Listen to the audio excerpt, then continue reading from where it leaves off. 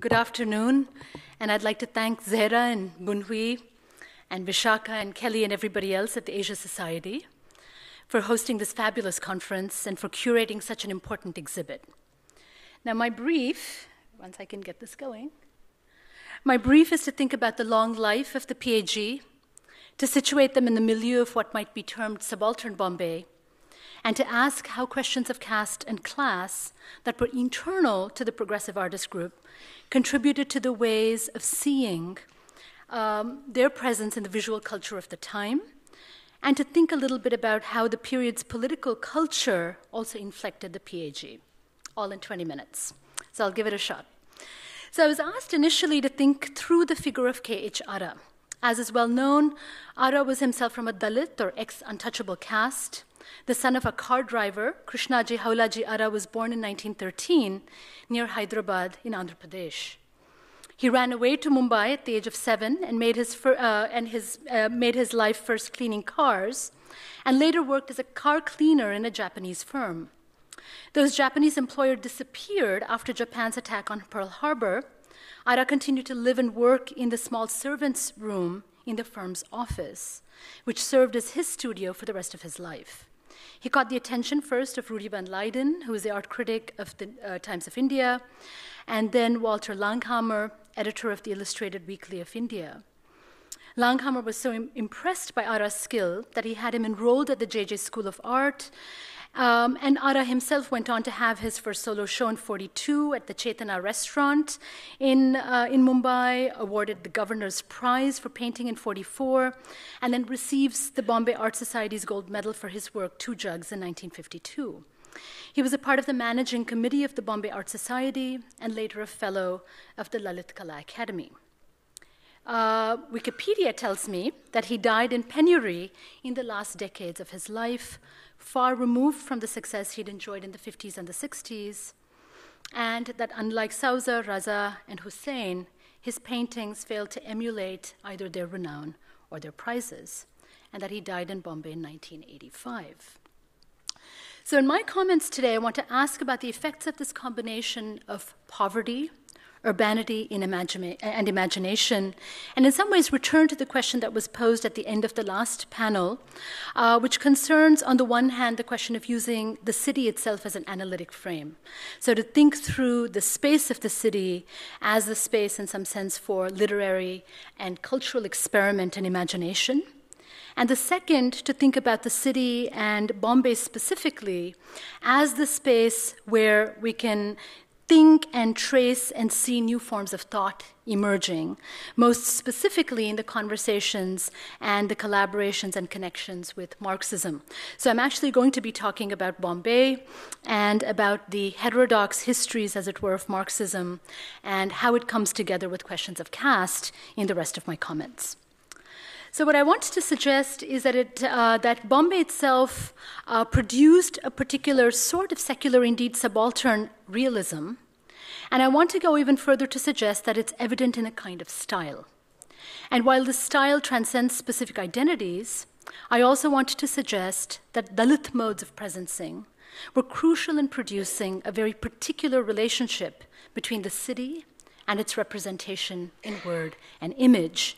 And my comments really will go sort of before the period of the 50s and then extend beyond. So a little history to begin. Bombay's transformation from an early modern port city to British India's commercial and manufacturing hub, and now megacity, is linked with global economic forces. The city experienced meteoric rise in the aftermath of the American Civil War due to a booming cotton economy. New technologies for rationalizing production and accelerating the circulation of Bombay cotton soon followed. Meanwhile, the plague of 1897 provided planners and government officials with an alibi for mass demolitions and enabled them to undertake extensive experiments in urban governance and industrial housing. So Bombay's famed cosmopolitanism, its coming together of diverse cultures, communities, indeed its status as an Indian Ocean city with an extensive connection outside of the territorial space, as it were, of the subcontinent, and its links to places like East Africa and beyond, are, I think, part and parcel of the history and the presence of the city in our imagination. But this famed cosmopolitanism of Bombay is thus also a vestige of social practices and cultural experiences that were produced at a particular moment, the late 19th century, by the contradictory forces of colonial capital, spatial regulation, together with social emancipation. Okay. Labor was indeed a palpable presence in the city. By 1920, the population of Bombay was a little over 1 million. 18% of the laborers were employed in the city's mills, and industrial employment as a whole accounted for almost 30% of the city's economy. By 1925, the city had 148,000 mill workers. And the production of China yarn for export rather than the development of a domestic market for finished goods meant that a social base for class formation in Bombay didn't develop in the classical sense. Added to this was the sizable migration of outcast labor into the city. So in many ways, interwar Bombay is indeed working class Bombay, and that's what you see in that map and the dark areas on the map. Dalits migrated to cities like Bombay and Nagpur in disproportionate numbers. According to the Indian census, the number of Mahar Dalits from the Mahar caste in Bombay rose by almost 66% just between 1871 and 1881. And by 1938, almost 92% of untouchable workers in the city came from this particular caste. And at any given point in time, 10 to 12% of the workforce, the laborers in the city, came from the Dalit communities.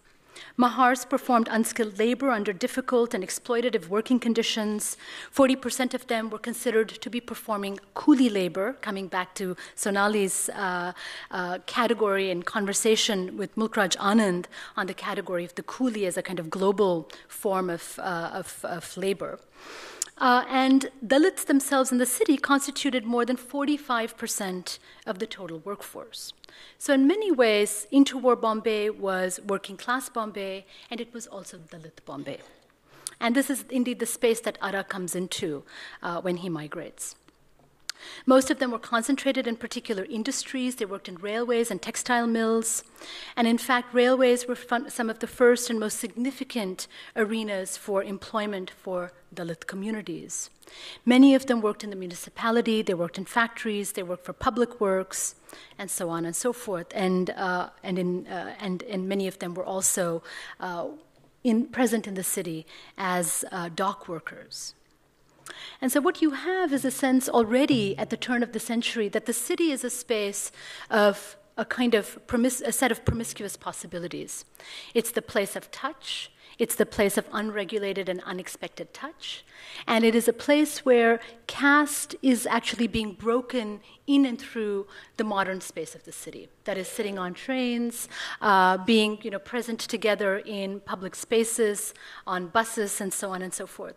So the fact that Dalits themselves are both constituting the labor of the city and that they're present and overwhelmingly visible in the city produces a particular kind of urban sensorium and an experience of urbanity for them. Where did they live? The relationship between space and social difference was politically consequential.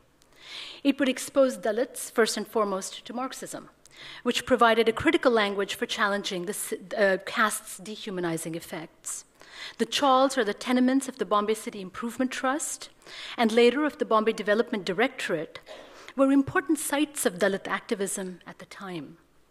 These included marches and political processions of the Samata Sainik Dal, which was formed in 1924 by Dalit military pensioners, and they had come together to protect Ambedkar, B.R. Ambedkar, as many of you know, global democratic thinker, constitutional lawyer, the principal architect of the Indian Constitution. But of course, Ambedkar is also overwhelmingly present in the Bombay of the 20s and the 30s and the 40s, and comes to have a very interesting and complicated series of both conversations and conflicts with Indian communists at the time. And so the city and the working class city is actually caught between its commitments on the one hand to this kind of heterodox Marxism which is in the air, which is a discourse of exploitation, it is a discourse of hardship, it's indeed a discourse of precarity and exhaustion. And then it is also the city that is being remade in and through the presence of Ambedkar and a new Dalit politics, which is organized around a discourse of dignity, around a discourse of self-presencing, and indeed which is very much caught up in ways in which the city is taken over by Dalit presence from the 30s onwards into the 70s, and I'll come to that. And so what we begin to see are the first celebrations of the Ambedkar Jayanti that are happening in this space. And this is a very interesting, this is Janata, this is Ambedkar's journal from 1933, which again sets up a whole set of connections and conversations with slavery, and explicitly calls up and harkens back to American plantation slavery, and thinks and talks about untouchability as being akin to enslavement. We're beginning to see many of these Ambedkar Jayantis being organized on the public Maidans in and around the chawls. By 1933, we're seeing study circles organized by Dalit Communists, associated with something called the Delisle Road Friends Circle. There are performances of the Ambedkari Jalsa, which is a pedagogical form of folk theater. The presence of the Scheduled Caste Federation, the offices of the Independent Labour Party and the Municipal Kamgar Sangh, or the Municipal Workers' Union, all of them established in the working class areas of Bombay. Ambedkar himself lived in a chawl in this neighborhood until he moved to Dadar's middle-class Hindu colony. And almost all of his early publishing and organizing efforts were located in this neighborhood. And this is the Samata Sainik Dal, a group of military pensioners with Ambedkar. And so this area was also associated with an earlier phase of Dalit activism, struggles for public access, institutional initiatives by the Depressed Classes Mission, which started separate schools in response to Dalit students' continued inability to enter mixed government or government-aided schools. The formation as early as 1894 of the Bombay Mill Hands Union by the non-Brahmin leader N.M. Lokhande. And additionally, this area of working-class Bombay had been home to non-conformist missionaries and non-denominational Hindu reformist organizations such as the Prarthana Samaj. So the area had a historic association with anti-caste and anti-poverty activism, which rendered it amenable later to working-class politics. The Dalit communist R.B. More, on whose autobiography I've just recently translated with a long introduction, was one of the key figures who moved between Ambedkar's movement and the Communist Party. He joins and is one of the leading sort of lieutenants in Ambedkar's movement in the 1920s, and then by 1930 becomes a trade union organizer and a card-carrying member of the Communist Party. So the shifting alliances between caste and class, and the fact that labor had both the identity of being working class, but also was divided and dispersed through their identity along caste lines, makes this a very interesting space for thinking about political activism. So R.B. More in this period is conducting classes on Marxism and Leninism in this very building called the Lal Tsal, or the Red Tenement, which exists to this day.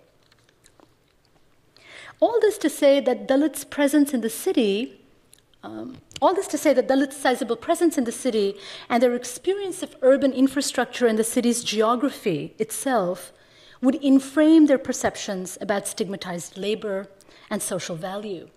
And some of the first Marxists are indeed Dalit Marxists. They're heterodox. Many of them have not actually read Marx. What they have read is Gorky's Mother. And it is actually Janata, the Janata of Ambedkar's movement, that first publishes selections from Marx's Capital. Capital, actually, in Maharashtra and in Bombay is not translated into the 60s. There are earlier efforts, but they don't really come to fruition. And so what we begin to see is that this kind of Dalit Marxism in the period is actually making use of two distinct kinds of ways of making labor present and visible. One is to actually use categories of class and to use the argument about labor and labor's exploitation. The other is to draw on a very, very long tradition of anti-caste thinking and polemic, which is coming to us all the way from the 1850s onwards, and which begins to figure destitution, abandonment, and a kind of social precarity already in and through language. And so the figurations of figures, or the figurations of poverty, of impoverishment, of destitution, has got two distinct genealogies or lineages, if you will, already by the time that some of these Dalit Marxists are coming into the Communist Party and are engaging both Ambedkar and Marx. The powerful theoretical affinities and novel physical proximities of caste and class produced a focus on sensorial shifts and new object relations amongst Dalit critics, one of whose main effects was to de-link caste from association with culture or community, and to increasingly align it with the stigma of informal or illicit labor. Thus, unlike normative accounts of class formation, categories of perception such as precarity, informality, endurance, and tiredness came to dominate the descriptive horizon of Dalit life.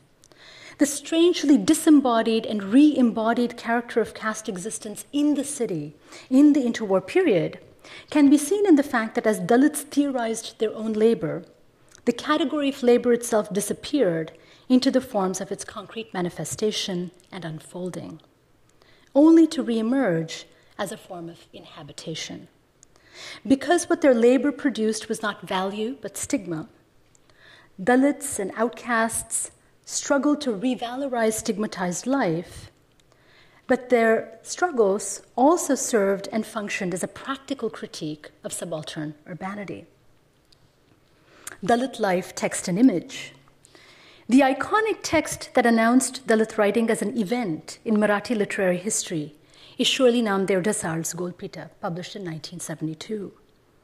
As is well known, the critic and playwright Vijay Tendulkar noted his inability to understand Desal's Marathi because he lacked access to the life of everyday violence and sudden intimacies that Desai described. And he quotes, "This is a world where the night is reversed into the day, where stomachs are empty or half empty, of desperation against death, of the next day's anxieties, of bodies left over after being consumed by shame and sensibility, of insufferably flowing sewages, of diseased young bodies lying by the gutters, braving the cold by folding up their knees to their bellies, of the jobless, of beggars, of pickpockets, of holy mendicants, of neighborhood tough guys and pimps." Dalit life indeed was street life defined by the lack of privacy and proximity to garbage. In Desal's writings, Dalit existence was indistinguishable from life in the city. Bombay was a protagonist of Dalit Sahitya, but it was a Bombay marked by informal livelihoods and lumpen lives. And Desai himself comes into Marxism, but also claims and stakes a claim to belonging to the lumpen proletariat. And Marx himself, of course, talks about the lumpen proletariat as a sartorial category, that they're visible as a multitude, even though their class interests are fluid, flexible, and perhaps fickle. But the lumpen exists, in a sense, as mass. And this is really what Desai himself is really calling up in much of his writing already by the 1970s.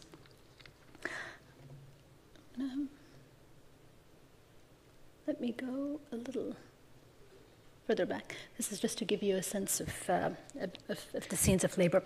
Desai was working as a taxi driver when he wrote Golpita.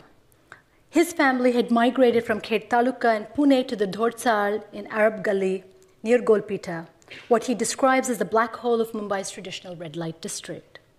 He describes his world as one that was populated by small-time smugglers, drug traffickers, supari killers, that is contract killers, thieves, loan sharks, henchmen, and goons living on protection money. By the time he started the little magazine Vidroha in 1968, Desai, a key founder of the Dalit Panthers, modeled, of course, on the American Black Panthers, and so the relationship to the United States, to 1968, to the youth movements, are very much present by the 70s in the Dalit life world. Desai himself, a key founder of the Dalit Panthers, would be recognizable by his Castro-style topi or hat and a shoulder bag that was imitated by many Dalit men. The Panthers expressed antagonism to the Republican Party of India, which was the party that Ambedkar formed before his death in '56, offered vitriolic criticisms of the corruption of Dalit political leaders, and devastating criticism of state violence. Their claims to self-representation and their anti-establishmentarianism brought the Panthers into direct conflict also with the Shiv Sena. And the Shiv Sena and the Dalit Panthers rise on the streets of Bombay in the 60s and 70s at the same time. They're both highly masculine and masculinist in their forms of political presencing. The street is indeed their university, and this is where they practice their politics. So it's very interesting to think about what's happening to a working class Bombay as it begins to move and morph into something quite different in the 1970s and the 80s, as the textile mills themselves are dying, as you all know, with the final textile strike in 1984, in a sense putting an end to the entire 20th century history of that city. So Desailles' open admission at this time of desire for liquor, for charas or hashish, and women from Kamatipura, the famous red light district of Bombay, had also earned him a fair degree of notoriety. Desailles embraced an aesthetic politics then. His investment in violent visibility was predicated on the symbolic efficacy of violent language, not to mention the Panthers' commitment to the instrumental efficiency of street fighting. Dalit precarity and informality, rather than being viewed as an aberration from the narrative of class formation, increasingly enabled Dalits to assert their right to the city, because they existed as a form of political life or stigmatized humanity, whose claim to recognition was the mere fact of their survival. That they existed on a continuum with the city's detritus, excreta, garbage, scraps, scarred by human violence, theft, rape, child abuse, and that they were excised from the sanctioned circuits of production and reproduction, enabled a set of associations between Dalit life and urban materiality. More important, it showcased the unique mutuality between Dalit writing and Bombay modern. And it began to distinguish this as a particular project of political aesthetics, distinguished by its powerful assault on the hegemony of caste as a prescription on both the seeable and the sayable. And indeed, this comes back to the argument that within caste we find a kind of secular critique of secularism itself, something that Karen, I think, brought up earlier today. Dalit Sahitya, then, was born out of diverse practices of worlding. The literary qualities of Dalit writing surely requires engagement on their own terms, albeit through a genealogy of aesthetic experiment in Marathi literature. However, what we see here are significant aspects of what might be termed concrete writing and the depiction of a violent everyday. Forms of description and figures of deprivation with a long genealogy in the anti-caste repertoire were repurposed, one might say, in the interest of a political ethics and an aesthetics that spoke on behalf of the urban disenfranchised, who demanded to be seen and recognized on their own terms as so many forms of life whose strange, deformed multiplicity indicted hegemonic social structures. The imagination of the poor, then, to return to Ara, itself altered cultures of visuality. And then I just want to take you back. Excuse me for my bad visuals in a place where we're all with artists and art critics and curators. But this also takes me back to thinking through these figurations of impoverishment and poverty. These are Sunil Jana's photographs of the Bengal famine and then famines in southern India.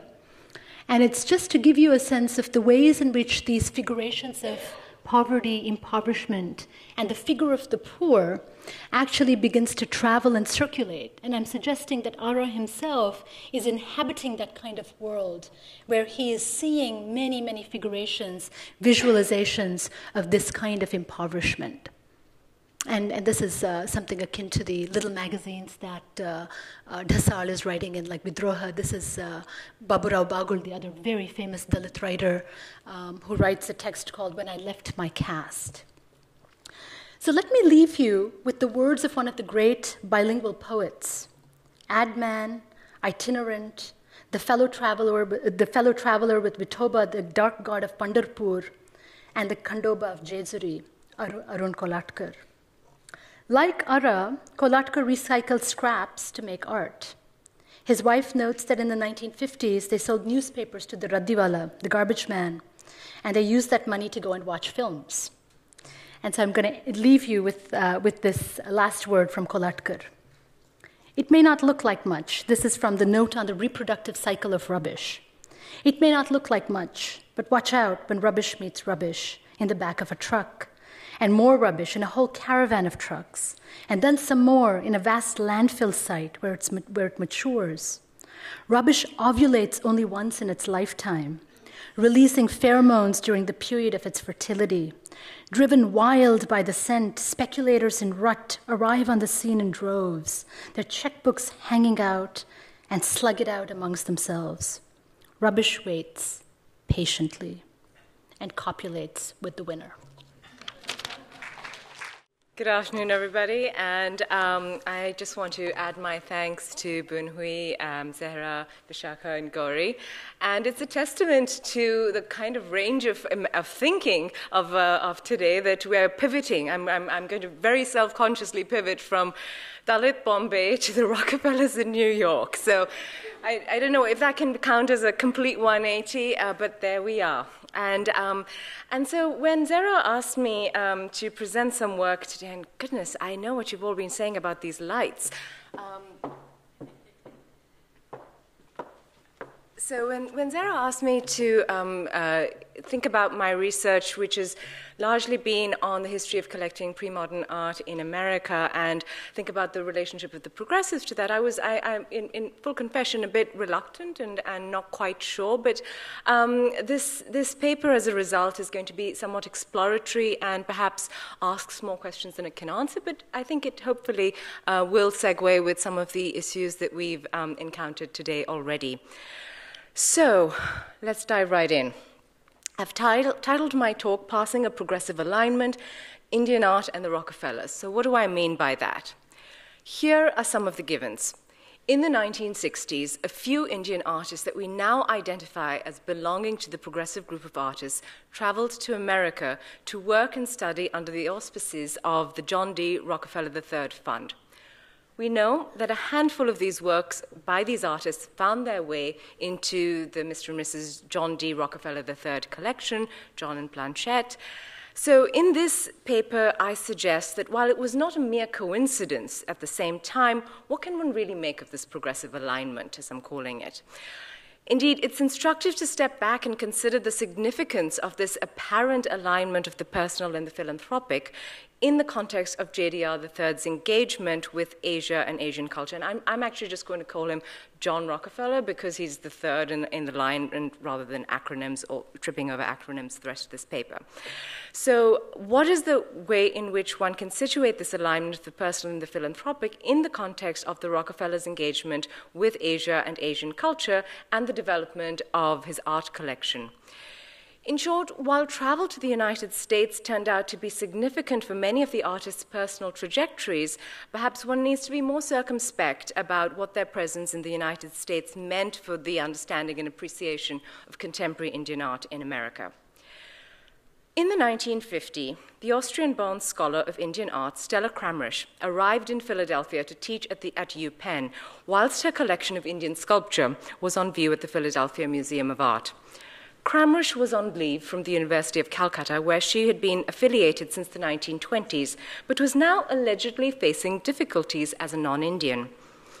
If Indian objects had started entering American museum collections since the beginning of the 20th century, by the mid-century, Indian art history, and Asian art history more broadly, began entering the academy. And Rick Asher has talked about how this began at UPenn, Harvard, and NYU, where greater scholarly interest in the arts of Asia was beginning in the United States as well.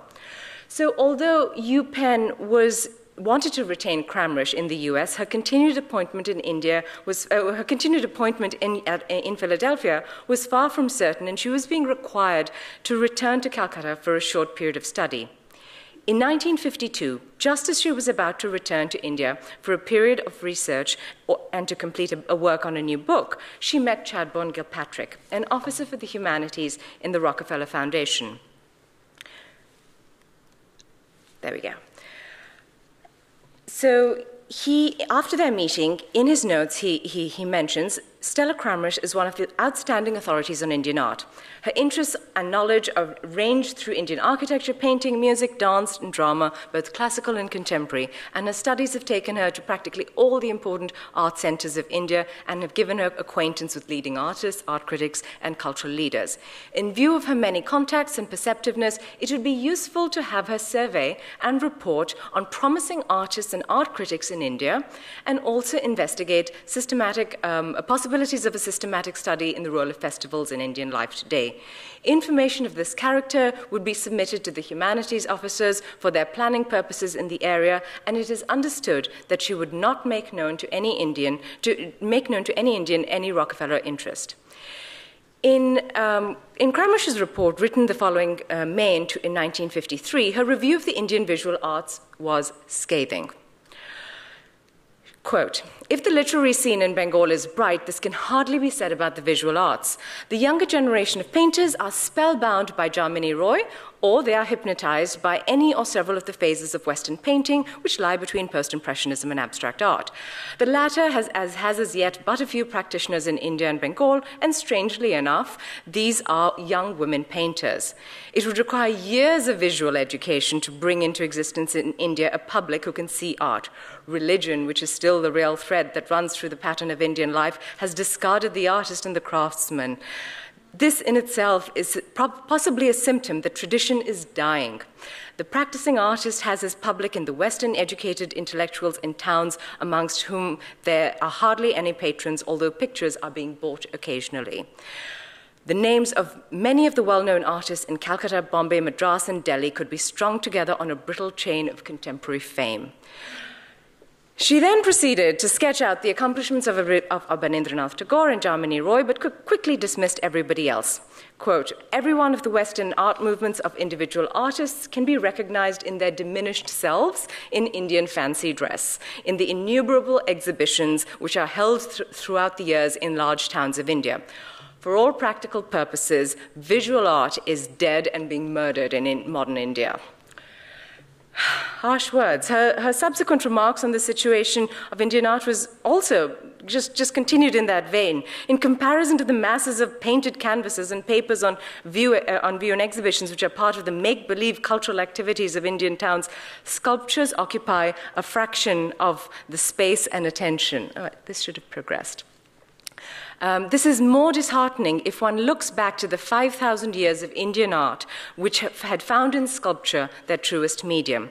Her parting shots were, the negative report on the state of the visual arts in India may be confirmed by a visit to an exhibition of Indian arts sponsored by the government of India and now in the US, and this is in 1953.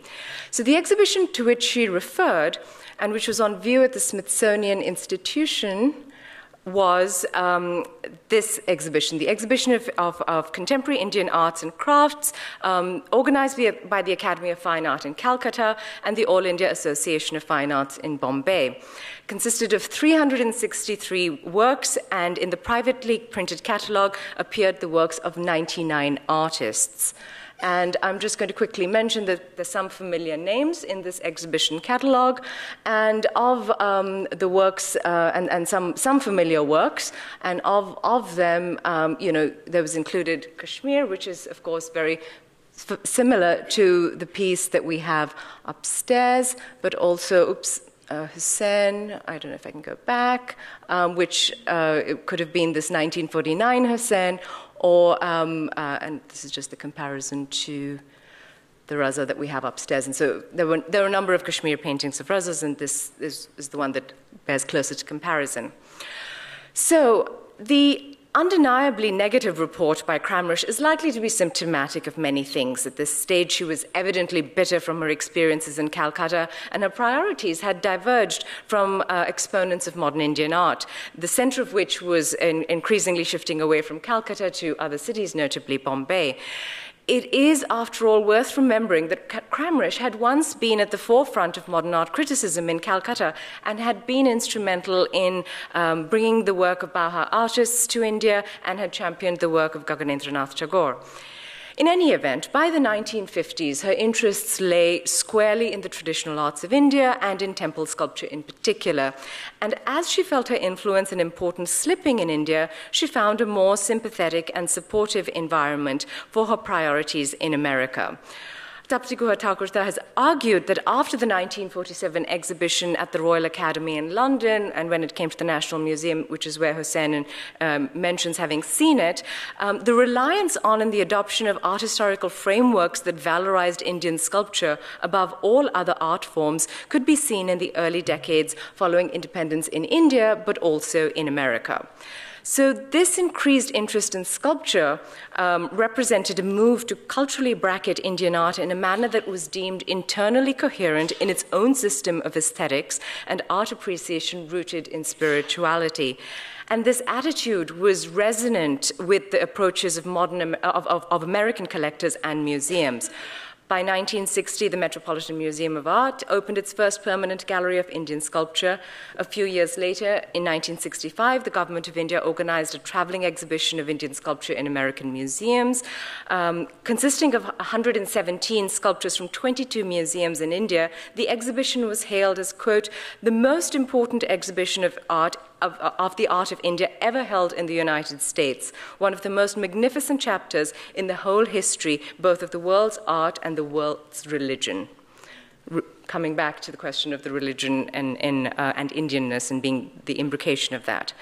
So perhaps counterintuitively, I've gone into some detail about Kramrisch's report underwritten by the Rockefeller Foundation to establish this increasing emphasis on pre-modern sculpture, which would become the priority for the Rockefellers as well.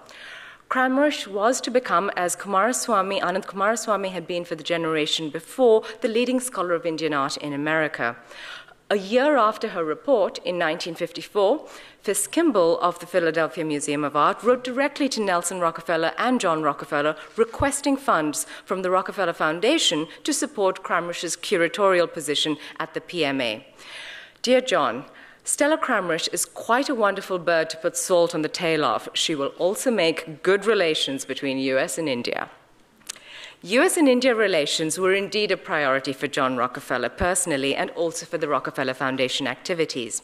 Although he had visited Asia before, it was only following a 1951 trip to Japan that John Rockefeller pursued a dedicated commitment to development of cultural relations between America and Asia, which manifested in the activities from the revitalization of the Japan Society and the foundation of the Asia Society in 1956, and the foundation of International House in Tokyo and the India International Center in Delhi as well. Indeed, the IIC project features prominently in John Rockefeller's diary entries on his visits to India from 1953 onwards. And these visits were dominated by meetings with government officials, ministers, prime ministers, Rockefeller Foundation officials as well, which had been active, as we've heard, in fields of health and development and in the post-independence era, agriculture as well. So in reading John Rockefeller's diaries, however, the cultural activities were a sporadic occurrence. Visits to Elephanta whilst in Bombay, Kalakshetra whilst in Madras, and a tour of the National Museum by Grace Morley whilst in Delhi are mentioned in passing. Nevertheless, the cultural component and an interest in the arts of Asia was to be an important aspect of the Asia Society's activities. The Asia Society, as I said, was founded in 1956, and soon after it moved to its first permanent home on East 64th Street in 1959, it began programming a series of rotating exhibitions as well. So 1959 is another one of those years that I mentioned at the outset. It was the year of the Trends in Contemporary Indian Art exhibition at the Graham Gallery, at which many of the progressives showed. Organized by Thomas Keane, who had traveled to India in 1953. And forgive me, there are a lot of names and acronyms out here, but bear with me. So the Trends in Indian Contemporary Art exhibition was organized by Thomas Keane, who was hired by Nelson Rockefeller, supported, and sent to India on the American International Association for Social and Economic Development in cooperation with the Indian Cooperative Union. And he was mandated to work on Indian handicraft and supervised credit schemes. Keene, however, mentions that Nelson Rockefeller, younger brother of John, mentions to him before he leaves for India, quote, "Find out what is happening in modern art and culture, in the modern art and culture field, not classical Indian art and sculpture. Many institutions are paying attention to that," out quote. It is interesting to note that a few years later, Nelson Rockefeller, in fact, ends up contributing funds for the purchase of the Stella Kramrisch collection of pre-modern sculpture at the PMA. But in any event, for Nelson Rockefeller to propose such an idea to Keene would not have been surprising, for by 1953, he was concluding his second term as the president of the Museum of Modern Art, founded by his mother and Abby Rockefeller. Keene recounts that the interactions with Munro Wheeler of MoMA, who visited India, which resulted in the exhibition not of Indian modern art as he'd hoped, but in an exhibition of Indian textiles and handicrafts in 1955. John Rockefeller makes note of having attended an evening of Indian music of Ali Akbar Khan and Pandit Chaturlal in conjunction with this exhibition. In 1956, Wheeler, on the left, who visited India and met Tom Keene, after having determined after seeing the Indian art scene that, quote, "These artists are not ready for the New York Museum of Modern Art." But what he did was to offer to assist with an exhibition at a New York gallery, which would end up being the 1959 Trends exhibition. The mid-1950s were a turning point for the Rockefellers as well. For as Nelson Rockefeller, here you see on the right, began stepping back from his role at MoMA and started to make preparations to enter politics, he would end up running successfully for governor of New York in 1958.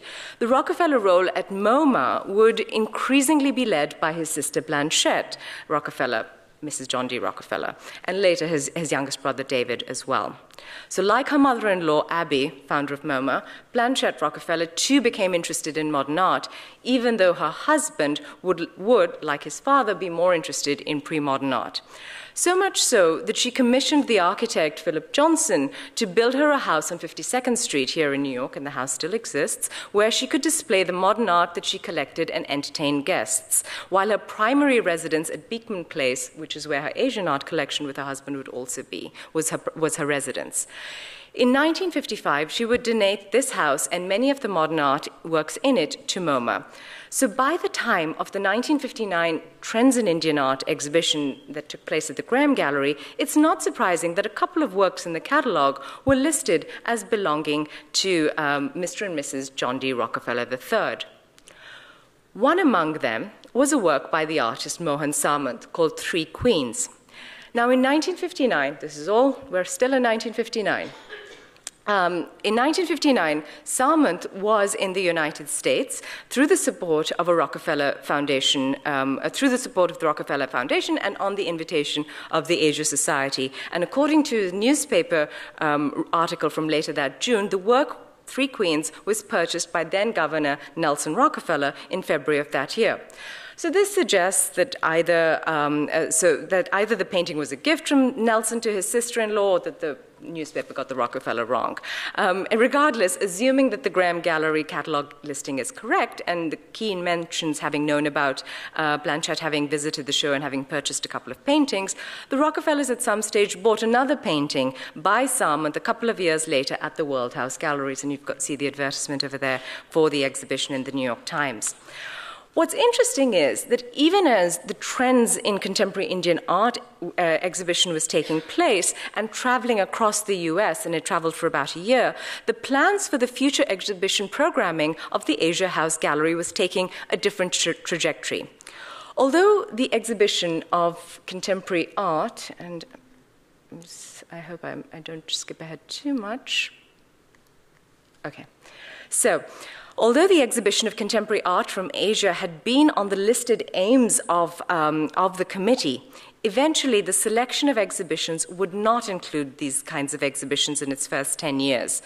Blanchette Rockefeller was on the Asia Society Gallery Committee, and at the 1959 meeting, same year, the question for the instance of bringing Rabindranath Tagore's paintings arose, but there was indifference to the merits of Tagore's paintings. Nevertheless, it was decided, due to the stature of the man, to allow for an exhibition in September, accompanied by a reading of poetry. The hesitation to focus on individual artists, and especially contemporary art, was, however, confirmed at the 1960 meeting, at which Porter McRae, then of MoMA and a colleague of Mrs. Rockefeller's from that institution, was also present. The possibility of one-man shows was discussed and eventually shelved, as was the Tagore exhibition. The poetry reading did continue. At the same meeting, Munro Wheeler, the same Munro Wheeler who declined to showcase Indian art at MoMA, indicated that the Tagore exhibition would not be held, as he had been to India and said that Tagore's approach was essentially that of an amateur. So if Wheeler's attitude towards contemporary art was not promising, as the Keens had once hoped it might be, two other men in the Rockefeller orbit were forming different opinions. Since the early 1950s, Chadbourne Gilpatrick had been traveling to, and this is just to show the opening of the Asia House in 1959 and the programs that began, the list of exhibitions for the first 10 years, none of which really include one-man shows of contemporary art. So if Wheeler's attitude, since the 1950s, Chadbourne Gilpatrick had been traveling to India for the humanities divisions of the Rockefeller Center, and he'd been the one who'd commissioned the Crumrish report at the outset. And sorry, I've lost my place. In his detailed officer diaries of his trip, he meticulously notes all his interactions, and so a passing comment in an early entry from 1951 indicates his having crossed paths with Ara, and he would have, and the following year he also says that his report on Cramrish and having crossed paths with her said that her pessimistic account was likely tainted by her own bitterness, and which he quickly recognized when they met whilst in India. He therefore sought to develop an understanding of Indian painting on his own visits. It is likely that he was responsible for Salman's support through the Rockefeller Foundation, and his notes reference having met Krishan Khanna on a few occasions. Khanna has acknowledged that Gilpatrick was responsible for the grant that would see him to America, and Khanna's grant would, in fact, become the model that would follow for the JDR of the Third Fund. So in 1963, John Rockefeller III meets Porter McRae of MoMA and to establish a fund dedicated to supporting a better understanding and mutual respect between the arts of US and Asia, and he felt that and this would be like a personal foundation, not one like the Asia Society or the Japan Society. And he says that he told him that I was planning to set up a new fund and that I had its mind to make a survey as to the possibility and direction it would take. Eventually, this would be the fund that would entail the direct interchange of persons, ideas, creative works, and materials. They will embrace the areas of music, dance, theater, arts, painting, sculpture, crafts, cinematography, photography, design, museology, and literature. So very, very wide-ranging. So with the annual grants often totaling over $500,000 a year, Porter McRae was at the helm of a small team that administered grants to 80 to 100 individuals from Asia every year. So in his inaugural year, from its founding in 1963 till January 1965, Guy Tonde and Avinash Chandra were both grantees. So in selecting Guy Tonde, McRae was drawing upon his own exposure to the artist's work, having visited the artist's studio in Bombay in 1962, when he was still at MoMA, and also on Mohan Salman's recommendation via Gordon Washburn of the Asia House Gallery. And in the materials that are related to his application, they mention that he was a part of the Progressive group, and for the artists of this list who were part of the Progressive group, this gets mentioned every time. So the networks and contacts established by Porter McRae were crucial, and his correspondence reveals an especially close relationship with, an occasionally contentious relationship with Krishan Khanna and his wife Renu, and they would write letters back and forth, and here in this letter he's comparing Krishan Khanna to Mulkraj Anand as well. So that's a nice little tie as well. And so this kind of relationship allowed for many Khanna to successfully advocate for his friends, including Taib Mehta, Ram Kumar, Bal Chabra. But there were also a number of artists who applied unsuccessfully for John D. Rockefeller III funds, including Nasreen Mohammadi, who dispatched a portfolio of her works and noted her interest in pursuing lithography at Pratt. And what's also interesting is the number of artists who are interested in printmaking, especially at this moment as well. But also Sousa, and this was quite amusing. Sousa's correspondence with McCrae reveals that given the support that most of his peers had received, he was fully expecting to be awarded a grant and submitted application materials that included recent exhibition catalogs and newspaper articles, illustrating the kinds of works that he was seeing in the that we see actually in the galleries above. So although when his application was eventually declined, he was clearly quite upset by this and didn't make that his displeasure, didn't hide it. So nevertheless, even though they didn't end up having exhibitions at the Asia House Gallery, they would introduce.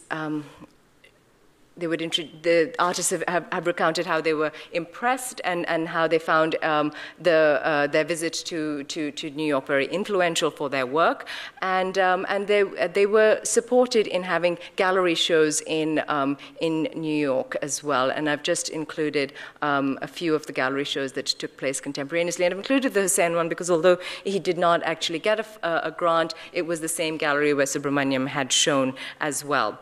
So 1963, the same year the grant was established, was also the year that John Rockefeller ends up building his collection of Asian art with Sherman Lee.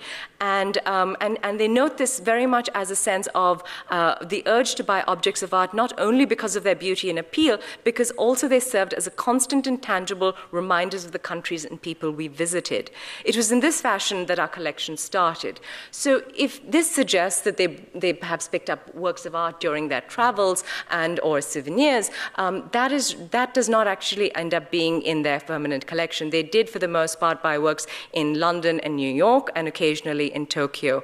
And in his diaries, he recounts going arting on Saturdays, typically with his wife, to Nasli Hira Manik and Doris Wiener among the South Asian gallerists. This was a process of weeding out, and after a decade of collaboration, they ended up with a collection of more than 200 pieces. So I just have the first exhibition at Asia House Galleries, which was the Masterpieces of Asian Art in American Collections, where none of the works were by the Rockefellers. And 10 years later, they've built enough of a collection to be a significant presence as well, over 200 works. By the mid-1970s, only 2 of their earlier pre-1960 acquisitions remained. The result was a fine personal collection unsurprisingly dominated by Indian sculpture. Now, this kind of art collecting was not unlike his mother's art collecting of Asian art, which ended up in the Met's collection. But JDR's interests were not merely born out of aesthetic concerns, but were rather situated in the larger post-war American geopolitical interests in the region. And he quickly saw the scope of his own collection in bolstering American cultural understanding of India. Finally, in 1974, he gave his collection to the Asia Society, giving the institution a permanent collection and laying the foundations for the museum. This decision, taken just a few years before his death, marks the culmination of several years of considering the future role of his collection as well. So the specific contours of it, however, were very much in the manner that I began with, which was all about seeing Indian art very much rooted in Indian sculpture, and as the principal representation, collapsing this Indianness of art into Indian sculpture. Needless to say, at this stage, the canon of art, as it was being articulated in America, saw no place for the modern or contemporary, nor does its consideration even get scant mention in any of the discussions around the Rockefeller collection and how it's being built. So that it's not surprising that the few paintings from modern Indian artists that we know to have been in the Rockefeller collection were never considered part of their larger Asian collections, nor part of their final bequest to the Asia Society. It should also be noted that this held true of the much larger holdings of contemporary art from Japan that Blanchett Rockefeller collected as well. And you see that many of these were included in an exhibition at MoMA in 1967. So these were the kinds of works that from Asia that could be included in an exhibition at MoMA. And eventually a catalog, in a posthumous sale of the works warranted a full catalog, a full auction at Christie's on the right. The Indian works ended up in an auction which was of English and continental furniture, decorative objects, ceramics and glass, and and you see the works that we're talking about buried somewhere over there. And look at the prices of those two. That's interesting, right? So these three works that re-emerged at auction later were not part of this bequest and have circulated elsewhere now as well. So while the larger collection, I'll just wrap up by just saying that while this larger collection of Asian art was cast in this kind of perennial anteriority, the modern and contemporary, which kind of appears at this alignment, actually is a sort of a double marginalization, which would not really begin to change till the last 2 decades. So I'll leave you with the thought about the limits of contending with the specific contours of Indian modernism and how to contend with the entanglements of this Indianness on the one hand with the modernisms, even from this kind of displaced position, even as we're doing that in this non-national space of America as well. Thank you. Well, I want to thank Zara, Vishakha, and Bunhui for inviting me to the symposium. And a big congratulations to Bunhui and Zara, who are both on the phone right now, for this wonderful exhibition. It's for the manner in which sorry for calling you out like that. For the manner in which it kind of maps the works of the progressives through a kind of triangulation of biography, geography, and history, which I think kind of runs through much of our symposium as well. And especially when I look back and kind of replay the morning session and especially the afternoon session, the kind of atmospheric rendition that we've had in the room of that era is kind of interesting. As for me, I had my first solo exhibition in 1997. I was 23 years old, and it was Gallery Chemold, located at the time atop the Jahangir Art Gallery, a neighborhood which the progressives kind of spent a lot of their time. And also a gallery that whose founder, Kaku Gandhi, was a very close friend of the progressives. In fact, one of the photographs in the exhibition is taken by Kaku. And he had exhibited artists such as Hussein, Rasa, Ara, Souza, and Bakre, in the course of the gallery's program. In fact, when we look back at the sort of early 90s, the art scene in India was quite a different organism. There was very little or almost like an intermittent contact with other countries as far as the art scene was concerned, mostly through specific exhibitions that often get recounted as historical records.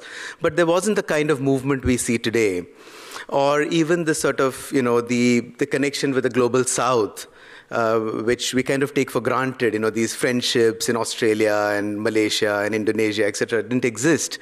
And so there wasn't really that connecting space for artists to really think about shared histories, which really began sort of in the early 2000s. Also with seminal projects such as Tradition Tension or the APT in Brisbane, and the Fukuoka Asian Art Triennale. I think these were really points of contact through which I think artists in Asia could begin to really think of their shared histories. Also around this time, in the sort of late 90s, early 2000s, you have this proliferation of the Biennale network and also the artist workshop network. And this becomes this other site through which new contacts kind of emerge. this is also kind of when we recall the time when the internet sort of becomes accessible. And so really information suddenly begins to get delocalized. And I often think about sort of my own sort of moment of kind of becoming an artist and having that exhibition in 97, etc., as kind of taking place in a moment when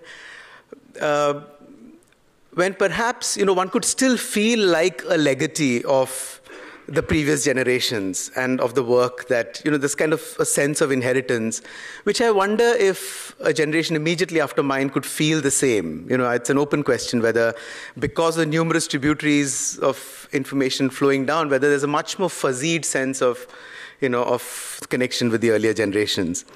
But, across all generations, certain questions or certain properties around the making of art, I think, almost remain like consistent invariants.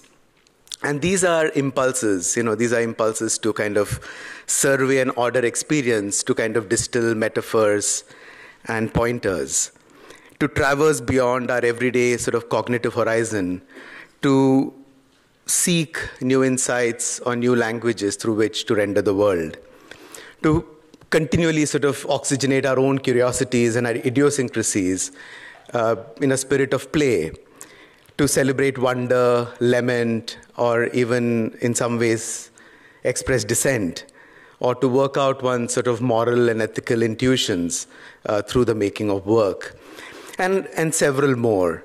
And these impulses don't come to you in any ordered fashion. They kind of pervade your kind of studio processes, your creative processes. And depending on the context in which you're functioning, some of these impulses sort of articulate themselves, foreground themselves, and the others remain dormant. For instance, if we think of the progressive artist group itself, because of the moment of their work being essentially around the time of the formation of the nation, you have these very solid binaries that erupt from their practice, the self and the world, the self and the nation, the self and tradition. And there's a sort of heightened tension. And this tension is really born out of this need to kind of develop in your own practice some kind of escape velocity. So you can actually leave that gravitational force of tradition. And yet there's this deep commitment to kind of fuel that escape velocity through tradition itself. And how do you deal with that kind of thing in your work? Or this desire to find a vocabulary for a new nation. I mean, these are very heroic tasks. And somehow when you kind of look back, you see it in the context of that time, and it does make a lot of sense. But at another level, if you really think of the creative process as a kind of immersion of one's impulses within an external context, then one thinks of Heraclitus in some ways. This whole idea of never really being able to enter the same river twice, because the fresh waters have flown under your feet, and your feet have transformed too in those microseconds of immersion. And I think that's like a perennial condition of art making, that there's a consistently changing self that is consistently trying to enter an ever-changing world and make sense in some ways like a semionaut, trying to find signs within this perennial transience between the self and the world. In my conversation with Zara and Vishakha, and I had the pleasure of having both of them in the studio soon after they invited me to the symposium. Both of them pointed to certain bodies of work, and I thought I might just place them into this conversation. One is a sort of trilogy of works called Public Notice. They've kind of become a trilogy over time. They were made across 10 years with intervening works that I will just not focus on, but very quickly run through these images. And a small body of work which formed a solo exhibition in New York earlier this year. Maybe, one of the things I think about is the fact that, some of the figures that appear in the trilogy by virtue of their utterance, but not by virtue of their form, such as the figure of Gandhi, Nehru, form kind of like the central basis to the Public Notice works. So I'll quickly run through these images. I won't speak in great detail. So the Public Notice, the first Public Notice work actually came out of a moment in the early 2000s when this moment of the riots in Gujarat really foregrounded a certain kind of a split within society. And while there's been a history of several other riots in India, in my own sort of adult life, I think this, the conversations one heard also made me feel that there was other voices to hear and maybe kind of return back to utterances that may have been spoken at the time of Indian independence itself. So the speech within Public Notice is essentially the speech that Zahra begins her essay with, is a speech delivered in the catalogue. The speech delivered by India's first Prime Minister, Jawaharlal Nehru, that within the work gets rendered by me kind of handwriting every letter and setting it aflame. Pretty much kind of the image of the riot itself and the image of the incineration as a kind of recurrent image that proliferated the media space through which the riot reaches you, became the sort of the method of inscribing the word. And as the letter gets completely charred down, a completely burnt letter on the surface of the mirror then begins to warp. And one then confronts the work through multiple distortions and reflections of the self. It's a speech calling for all kinds of ideals of nation building, etc., and some of which have been spoken in the earlier sessions.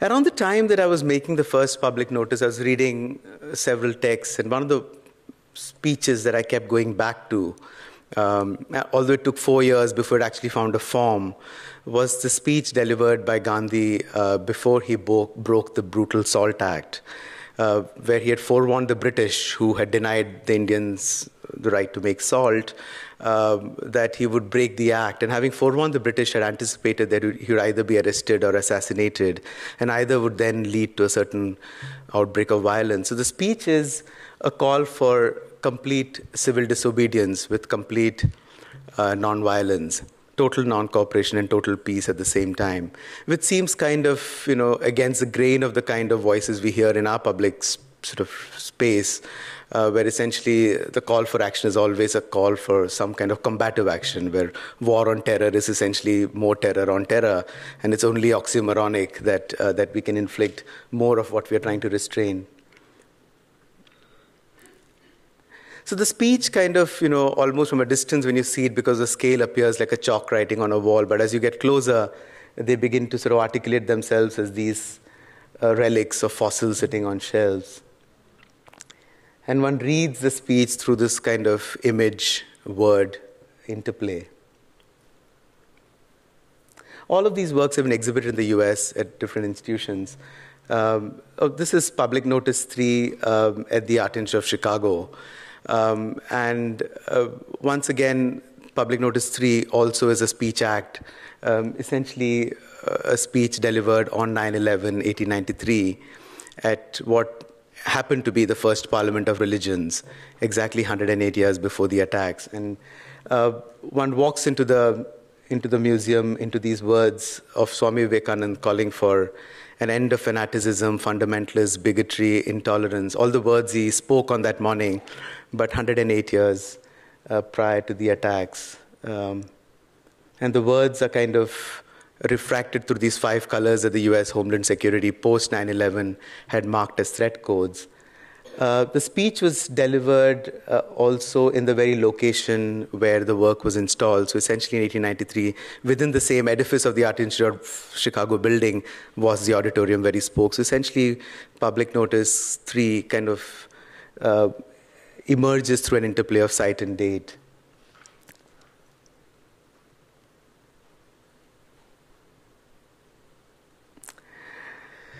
The fourth piece in this sort of lineage of works that sort of go back to the past to think about the present essentially is a piece called Covering Letter, which was exhibited a year and a half ago at the Philadelphia Museum. When you walk into the room, you see this, sort of light and, descending mist and ascending words. It's only when you get closer that you realize that the words form a correspondence. And this is a little video that, And so as you kind of walk towards the letter, you realize that it begins with the words, dear friend, and also ends with the word friend. So the word friend remains like parentheses to the whole letter, asking the reader to rethink what they can do with their life. The letter was written 5 weeks before the Second World War. It's only when the letter begins to leave, you realize the author of the letter was Gandhi, and the intended recipient was Hitler. And while you can sort of walk through the letter, you also feel that you can, in some ways, accommodate and occupy a space of this long corridor of human possibility. You know, one of the greatest proponents of peace, writing to one of the brutal perpetrators of violence, sort of cohabiting the planet at that same point in time.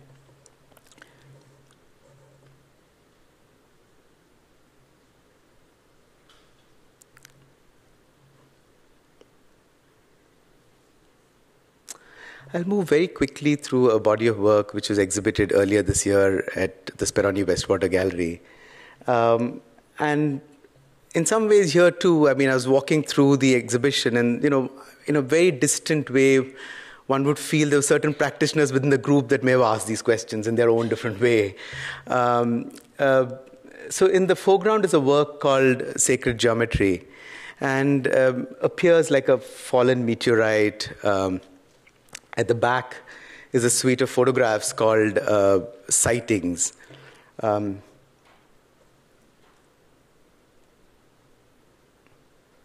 as one steps closer to the sculpture, one realizes that the surface of the sculpture is populated with these eyes, reptilian eyes, aquatic eyes, mammalian eyes, looking at the world through sky, sea, air, forming a sort of single sort of surface of multiple gazes. We can play this. So the sightings appear like a series of intergalactic imagery. And yet, as one moves in front of the work, they begin to unveil multiple tones of color. And essentially what's happening in the work is a cluster of images of fruits, there's an apple, papaya, blueberry, plum, and fig, etc., are essentially relieving themselves of the colors as we perceive them, and in fact inverting into the chromatic opposite. And in fact, in the turn of that color, they begin to sort of reveal some kind of a forensic evidence of where the fruit comes from. Also this thought that everything that appears red is red only because the color is some ways inverted for us to perceive it. So if color does exist at all, then maybe we need to probably hallucinate 1 degree of color to maybe see 1 layer of the world peeled off.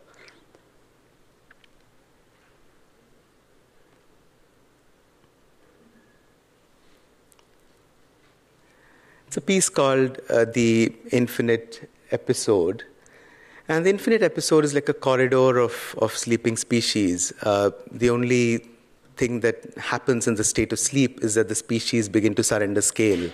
So a sleeping lion and mouse or an elephant acquire the same scale of body in that state of sleep. And there are these persistent questions, right? Where were all of us last night, and where are we headed tonight, and what do we surrender and gain in that state of sleep? And could a sleeping lion and mouse cohabit the same patch of grass until maybe one awakens?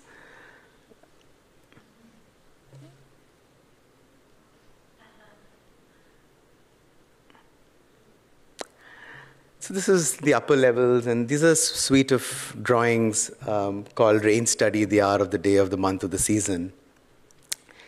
And the rain studies are really sort of, they are made, so to speak, through a very sort of momentary immersion in what is otherwise simply a flux in our near atmosphere, the rain. And as the paper sort of enters the rain and the raindrops settle on the drawings, every droplet of rain then becomes like a luminous stellar form. So it's a very brief duration within which the work sort of appears. I'll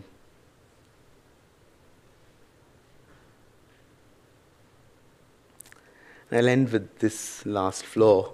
Are a suite of drawings called Wind Study Hilbert Curve. And at the back is a video called The Eternal Gradient. So So the Win Study Hilbert curve are drawings where essentially the form comes from this form proposed by this mathematician called David Hilbert, where equal correlates between the form and the number can locate points exactly in space, going from very, very small scales to planetary scales to perhaps even intergalactic scales. And I was very interested in this possibility of moving through orders of the curves within one drawing. So essentially, all of these drawings is actually one line where it begins with one curve and follows the form of the proposed curve until they drop orders of magnitude and become smaller and smaller, or in that case, turns back from big to small to big. And these drawings are then taken outdoors, and I begin to layer one line at a time with an inflammable fluid and set it aflame. So if the wind at the moment comes from the north, it turns the flame south and leaves an imprint. So drawing becomes some kind of a record of this ever-existing conversation in the atmosphere that somehow our bodies, at least my body, cannot tell when I'm in the studio backyard where the wind is coming from. I'll end with this image called the eternal gradient. And the eternal gradient is a video, often seen as a large projection. And at any point of time, the video appears static. It looks like a still projected photograph. But the video continues to change ever so little. Here I'm not playing the video, but just jumping. A few seconds later, it would have moved on. So it's essentially all the moons in any year. And because there's an equal number of full moons and new moons in any year, there's an equal gradient of darkness and light in any year. So the video begins with any year, but as every moon begins to complete its life cycle from darkness to darkness, and each of these moons are actually rotis, so they're actually going through a full cycle of fullness and emptiness. And in that cycling, the gradient moves. And what was interesting for me as at the end, sometimes the artworks hold the best for last. And it's only when I completed the work I had this realization that in some ways, if you enter the video when 1st of Jan is a full moon, then every moment in the video kind of corresponds to every 1st of Jan that ever was, and any 1st of Jan that would ever be a full moon. And in some ways, returning to this consistent desire as artists that we have, to kind of reach to some sense of the infinite, which you can never get to. So you always go at it with little ideas of the relative. And so this was little... okay.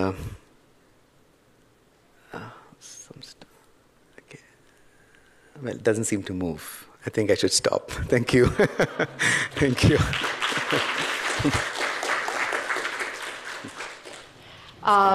We have very little time.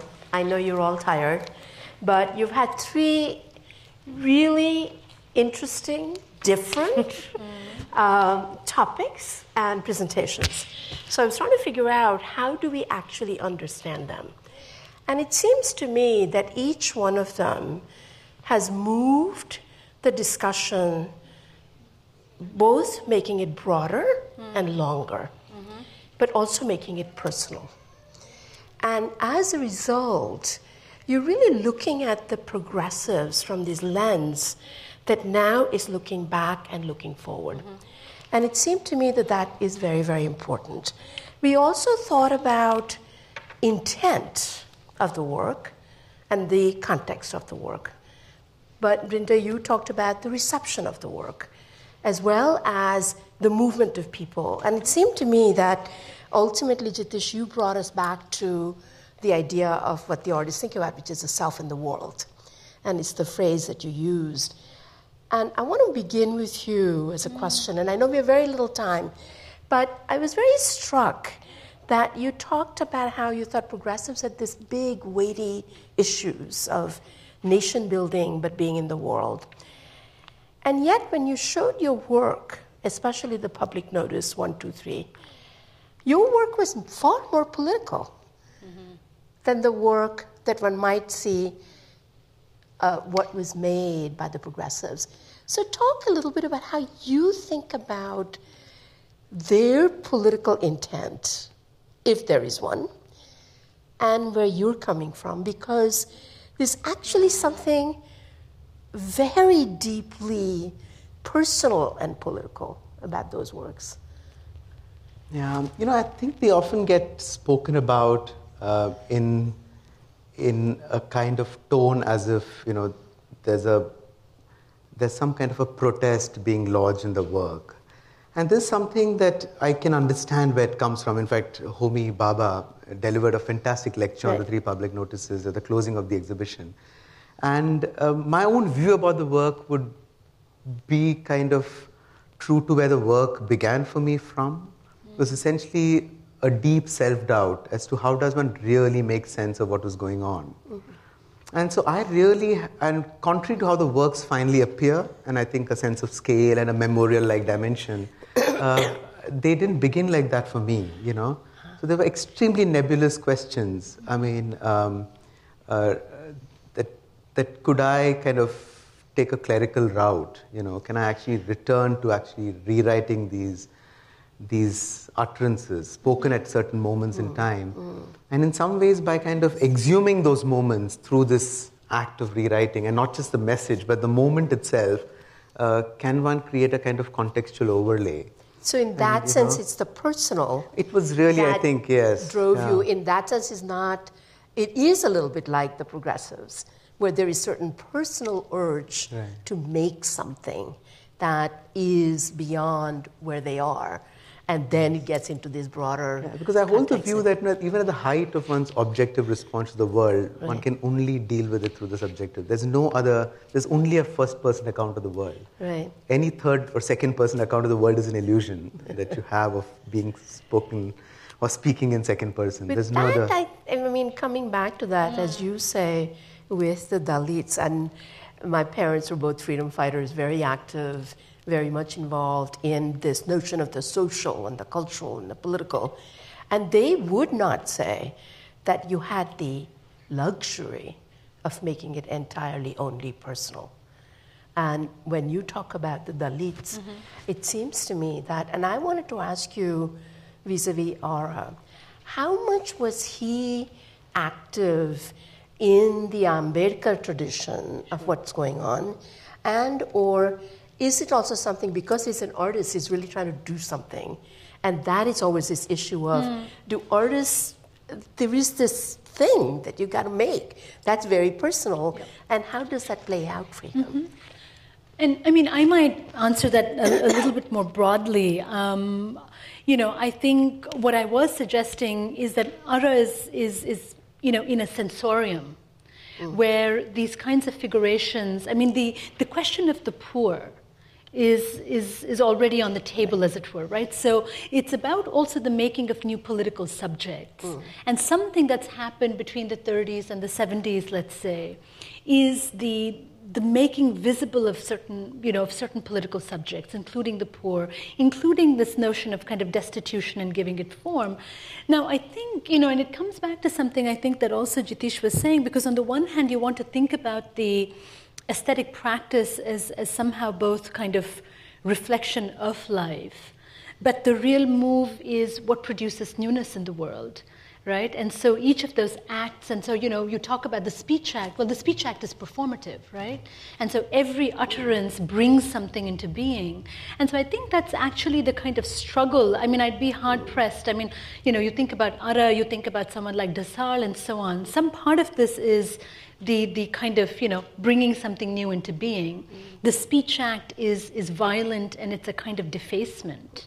Because what they're also doing is putting into play something like a new genre, right, that doesn't exist. Dalit Sahitya is a new genre. Right. And they produce it. Now, how much is Ara in that tradition? How much of it is, Ara in the tradition of that older world of a kind of, the world that Marxism made, the world of kind of regard for the destitute, other the Dalit impoverished? Artists that come after? You've got people like Kumar now and others who are working. Chaganlal Jadhav. Sure, and Savarkar now, and so but to what extent do they think of themselves as Dalit artists? And Ara doesn't in that sense. Whereas Savi will talk about being a Dalit artist. Nandakumar will talk about being a Dalit artist. And I think that's probably, if one thinks about the moment, it's that fungibility between the discourse that class makes and the discourse that, the actual lived experience of life produces. And therefore the notion of identification, formation, where does it really fit? Right, and it's incommensurable, right? Yeah. And so the artwork in some sense then has to destabilize.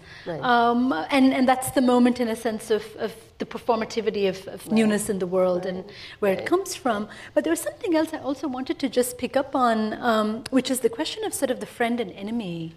And the question of agonism in the domain of the social, and this is something that Jitish brings up with the Gandhi letter.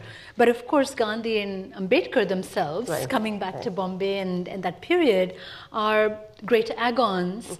But the argument also is that in 1932, when they have this historic conflict with each other, each is profoundly transformed by the other and has to take up the question that the other poses, right? So Ambedkar then has to think through the question of religion and come to a kind of final conversion, which is itself an aesthetic act and practice. He completely transforms, the way in which he is figured. And Gandhi moves towards questions of politics and forms of rethinking, redistribution and so on. And so I think that question also of sort of the solidarities that one is thinking through and affinities are worthwhile. So now we move to New York and the Rockefellers. There's so much to say in some ways, but it seemed to me that what you were really getting at is the complexity of reception of Indian art particularly, and lots has been written, but that focus on you're engaged in the country, in the culture, but when it comes to possession of things and what is to be represented is completely different. And so I was trying to figure out as you were talking about the artists who come on JDR Third Fund, and it does seem to me that, and mind you, JDR Third Fund is very separate from the Asian Society and continues to be with the Asian Culture Council even today, although we've done a lot of work, Asian Society has done a lot of work with them. And the artists have talked about how important it was for them to be in America. How have they talked about how they were received in America? Well, it's a good question, and from the little that one I've been able to piece together, and I've literally started dipping my toe into this. It was very much about certain kinds of roadblocks that they often felt that we couldn't didn't have access to these galleries or couldn't do that. So it was the sense that we didn't. It was most productive when we could get on and do our work and see other kinds of art.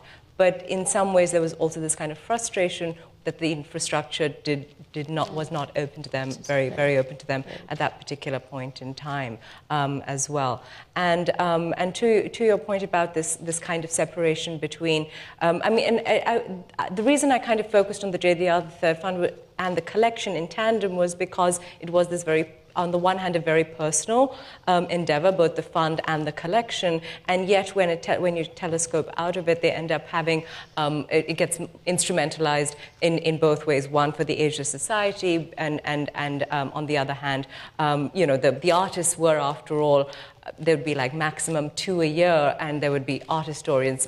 Many more performance artists, in fact, would get funded by them as well. And so in the grand scheme of things, these artists were just a handful, quite honestly. So it's still quite minor in comparison to, the kind of emphasis then it being placed on, say, pre-modern material still at that time as well. And I think there's something about the intent to institutionalize something. And so when they start beginning to collecting, they're really thinking about building an institution. And therefore, what is that representation? And how does it fit? And by this time, Boston, Philadelphia, the Met, they're already in that space. So there is no way, and it's also where the Academy is. So there was no way that they were going to institutionalize that.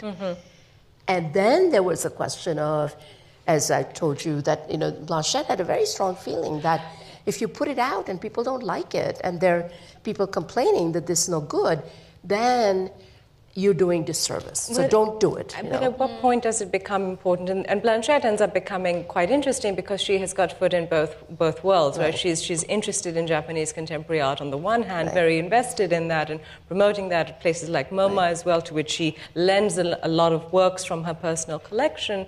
But it's the exception rather than, the Japanese art becomes the exception and bracketed from the rest of Asia in a certain sense. And it comes back to what we were saying about the, Japanese art, Gutai, abstraction.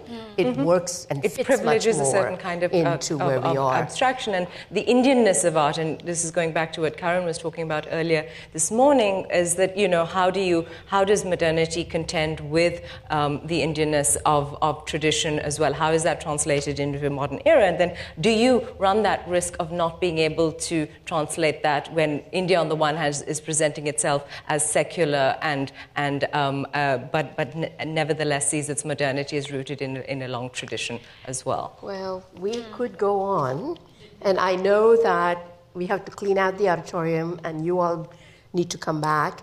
So I'm afraid I can't take questions, is what I'm getting the information here from. But please thank our panelists. It's been really terrific. And you'll have a chance to talk to them as we go out. I have lots to say, but I do think that this day, I hope, has really at least opened up avenues of questions. That one of the things we must think about is even the word secular. What do we really mean? And in the Indian context, does it matter? Where is progressive modernism, communism, and creativity? How are they playing out? So there's lots to think about, and I'm sure that Homi will have a lot more to say this evening. So thank you very much. Thank you.